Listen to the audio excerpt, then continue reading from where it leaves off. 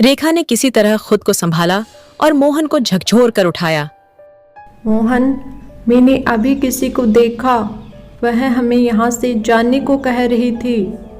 रेखा, तुम सपना देख रही हो। यहाँ कोई भूत प्रेत नहीं है। तुम बेकार में ही डर रही हो। चलो सो जाओ। लेकिन रेखा को पूरा यकीन था कि वह सपना नहीं था। वह पूरी रात सो नहीं पाई। अगले दिन रेखा ने सविता से मुलाकात की और उससे इस बारे में बात की। सविता दीदी, क्या आपको इस घर के बारे में कुछ पता है? अगर पता है तो प्लीज़ मुझसे झूठ मत बोलना।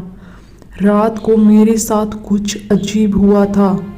मुझे कुछ दिखा था और उसने मुझे कहा कि यहाँ से चले जाओ। सविता का चेहरा एकदम से सख्त हो गया। उसने इधर उधर देखा और धीरे से बोली, रेखा बहन, मैं तुम्हें ज़्यादा कुछ तो नहीं कह सकती, लेकिन हाँ, इस घर के बारे में बहुत से किस्से सुने गए हैं। यहाँ पर बहुत पहले जो बुजुर्ग महिला रहती थी, उससे उसके बेटे और बहू ने संपत्ति के लालच में मार डाला था। तभी से लोग कहते हैं कि उसकी आत्मा यहाँ भटक रही है। रेखा के पैरों तले जमीन खिसक गई। अब उसे समझ में आया कि क्यों यह घर इतना सस्ता था और क्यों लोग इसे खरीदने से कतराते थे। रेखा ने मोहन से इस बारे में बात की, लेकिन मोहन ने इसे एक और अंधविश्वास समझकर टाल दिया। तुम गांव की इन बेकार की कहानियों पर विश्वास कर रही हो? अरे, ऐसे कुछ नहीं होता। तुम खुद ही डर रही हो। लेकिन रेखा का दिल अब और बेचैन हो गया था। कुछ दिनों बाद मोहन को भी अजीब घटनाओं का सामना करना पड़ा। एक रात जब वह ऑफिस से घर लौट रहा था, उसने घर के अंदर किसी के चलने की आवाज सुनी। पहले तो उसने सोचा कि यह उसका वहम है, लेकिन फिर दरवाजा अपने आप खुलने बंद होने लगा। अचानक मोहन के सामने वही बूढ़ी औरत की आत्मा प्रकट हुई जिसे रेखा ने देखा था।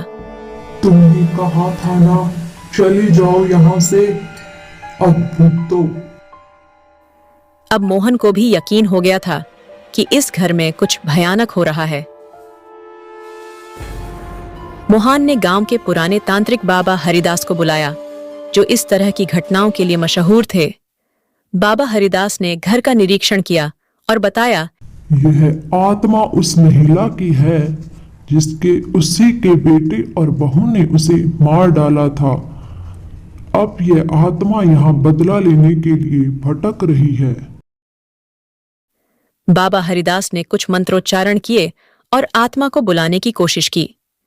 घर में हवा की ठंडक और बढ़ गई और अचानक वह आत्मा फिर से सामने आ गई। तुम लोग यहाँ से क्यों नहीं जा रहे? मैं किसी को यहाँ रहने नहीं दूंगी। माँ, हमें अफसोस है कि आपके ही बेटे ने संपत्ति के लालच में आपको मार डाला, लेकिन आप मेरी माँ जैसी है। मैं आपको न्याय दिलाना चाहती हूँ। आप मुझे बताइए कि आपका शरीर उन्होंने कहाँ दफनाया था, ताकि मैं आपको न्याय दिलवा सकूं। आत्मा ने अपने बेटे के द्वारा की गई हत्या की कहानी सुनाई और बताया कि उसकी लाश को घर के पीछे दफनाया गया था। जब तक उसकी लाश को न्याय नहीं मिलेगा, उसकी आत्मा को शांति नहीं मिलेगी। बाबा हरिदास ने मोहन, रेखा और पड़ोसियों की मदद से खुदाई शुरू की और उन्हें एक पुरानी कंकाल मिली। पुलिस को बुलाया गया और उन्होंने हत्या की जांच शुरू की। बेटे को गिरफ्तार कर लिया गया और अदालत ने उसे सजा सुनाई। रेखा और मोहन ने आत्मा का विधिपूर्वक अंतिम संस्कार किया, जिससे उसकी आत्मा को शांति मिली। अब यह घर शुद्ध है। आप लोग इसमें रह सकते हैं। इस पूरे घटना के दौरान रेखा और मोहन ने अपने पड़ोसियों से एक अच्छा संबंध बना लिया था।